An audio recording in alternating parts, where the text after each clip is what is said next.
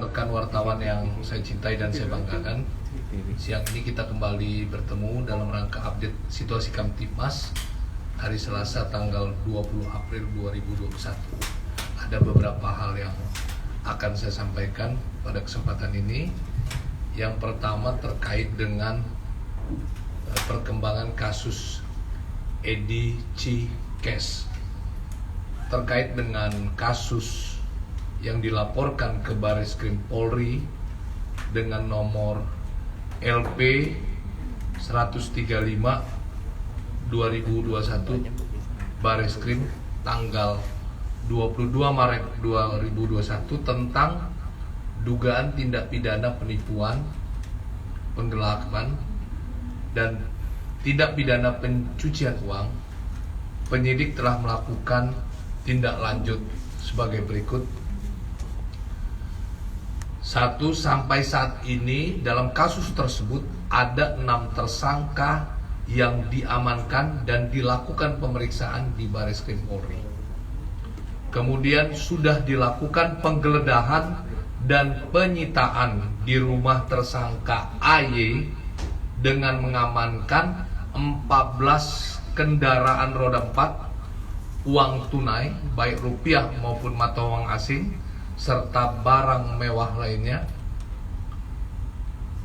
Kemudian melakukan penggeledahan dan penyitaan rumah tersangka H di Sukabumi dengan mengamankan 4 kendaraan R4.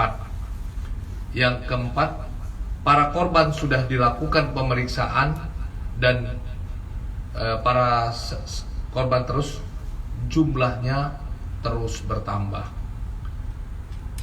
Kemudian investasi atau perdagangan kripto ilegal tanpa izin OJK dan Bapeti dengan menggunakan aplikasi Edi Cikes. Perlu saya sampaikan kepada rekan-rekan, tindak lanjut ini besok, jamnya belum ditentukan, Kabar Reskrim akan melakukan konpres atau press release terkait dengan kasus Edi Cikes ini. Kemudian yang kedua terkait dengan viralnya video penistaan agama atau penodaan agama. Direktorat Tindak Pidana Siber Bareskrim Polri sudah menerbitkan daftar pencarian orang atau DPO atas nama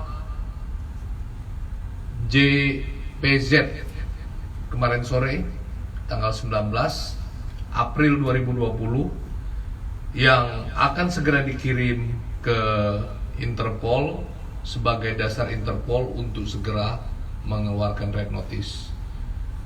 Kemudian terkait dengan status kewarganegaraan dari ZPZ tersebut, penyidik masih melakukan pendalaman dan koordinasi dengan KBRI untuk dilakukan pengecekan.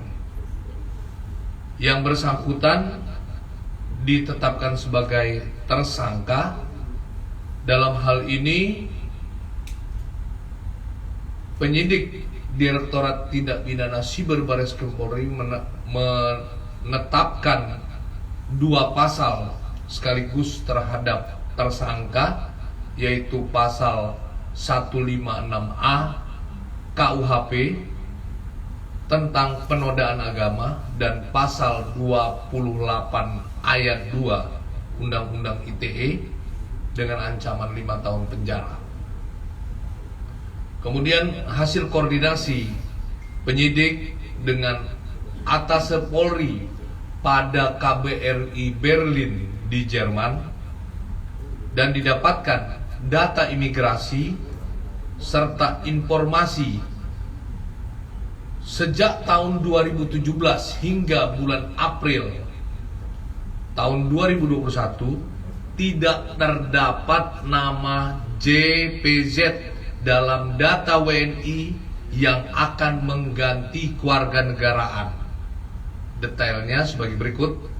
Di tahun 2018 ada 65 orang, di tahun 2019 50 orang, di tahun 2020 61 orang, dan sampai bulan April 2021 ada 4 orang. Sekali lagi, data tersebut tidak ada nama ZPZ.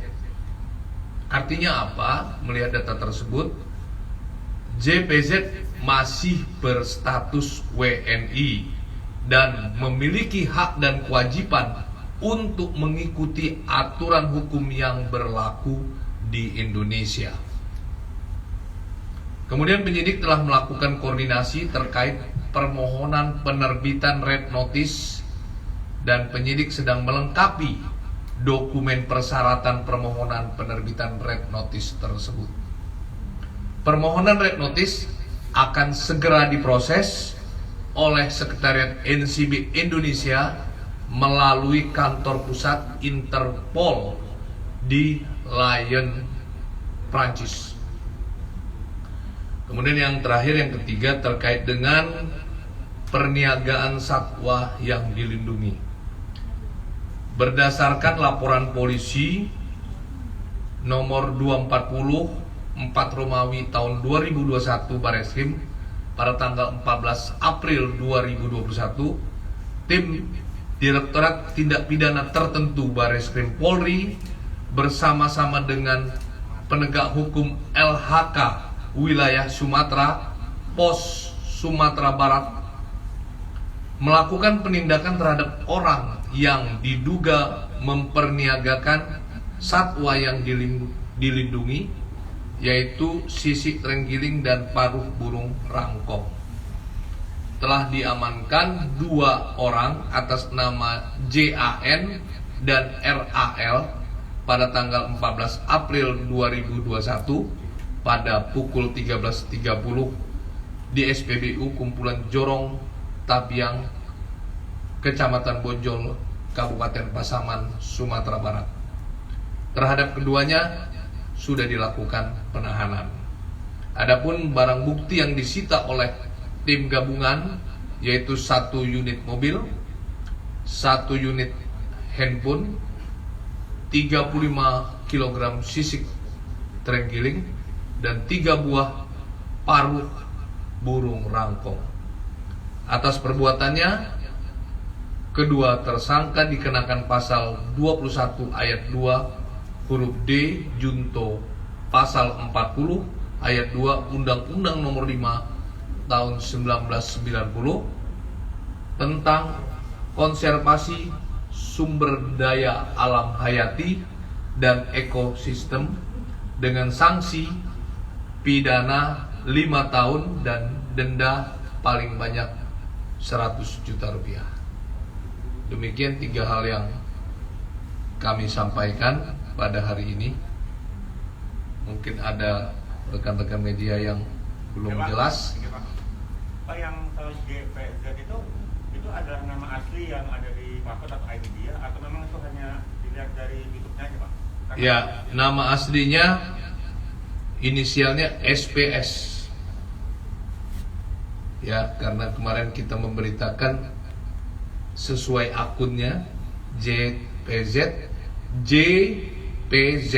nama aslinya di dalam DPO tersebut dengan inisial SPS.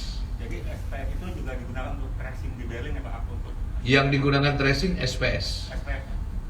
Ya. Paspornya menggunakan nama SPS. Berarti SPS juga dalam nama SPS itu nggak ditemukan dia pernah untuk mencabut keluarga negara juga nggak? Tidak. Ya, jadi atas nama SPS tersebut sejak tahun 2017 sampai April 2021 tidak ada warga negara Indonesia yang menyabut warga negaraannya. Jadi melihat data tersebut, maka saudara SPS atau ZPZ masih merupakan warga negara Indonesia. Pak, atas kepolisian di Berlin apa sudah jalan komunikasi dengan kepolisian setempat dan apa tindakan yang sudah dilakukan kepolisian tempat untuk membantu pencarian yang dilakukan Polri, Pak? Apakah sudah cari orangnya langsung di mana gitu polisi di sana, Pak? Ya, tentunya sudah ada koordinasi antara atas Polri di KBRI Berlin dengan kepolisian setempat. Tentunya harus ada dasar ya. Sekali lagi ada dasar dasar itu lebih dikuatkan nanti dengan adanya red notice. Ya. Jadi sejauh ini koordinasi untuk komunikasi untuk melokalisir. Ya. Oke, jelas ya. Pak, ada kemungkinan untuk tersangka ini dideportasi dari Jerman kembali ke Indonesia nggak, Pak? Ada, ya. Jadi kemungkinannya kuncinya setelah red notice dikeluarkan, tentunya akan dikomunikasikan dengan pemerintah setempat, pemerintah negara dia tinggal di Jerman. Ya. Berarti bisa dijemput di Jerman begitu, Pak, oleh kepolisian? Bisa, ya. Bisa dideportasi oleh KBRI Berlin di Jerman dan tentunya penyidik bisa menjemput ke sana. Sekali lagi kita menunggu saja karena proses yang dilakukan oleh penyidik itu tidak langsung tetapi melalui set NCB Interpol Indonesia dan dikomunikasikan langsung ke Interpol yang berada di kota Lyon, Prancis. Itu mekanismenya. Dan ini membutuhkan waktu, bisa seminggu atau lebih. Ya, kita menunggu saja.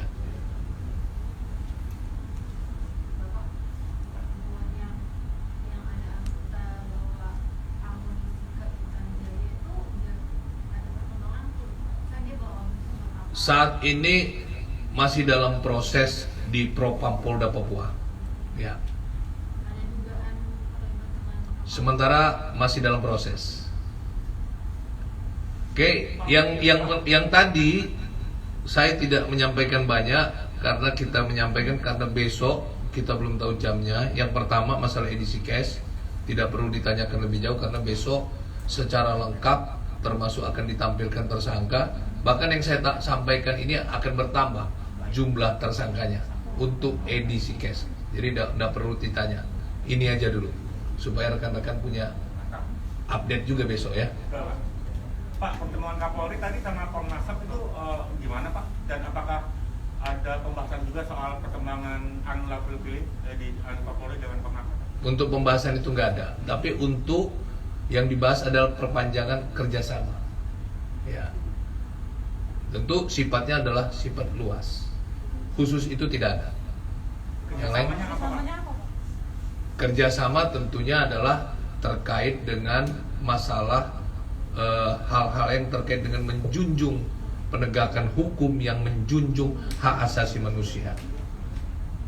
Tentunya dikaitkan dengan konsep atau program Polri yang presisi secara transparan dan berkeadilan dan menjunjung hak asasi manusia.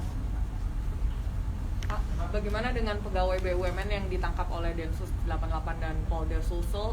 Bagaimana pendalaman kasus tersebut oleh pihak? Kita lagi kumpulkan bahannya itu untuk update besok. Untuk yang teroris ya.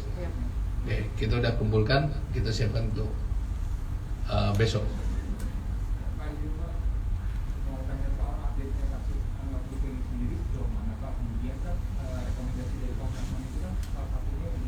Oke.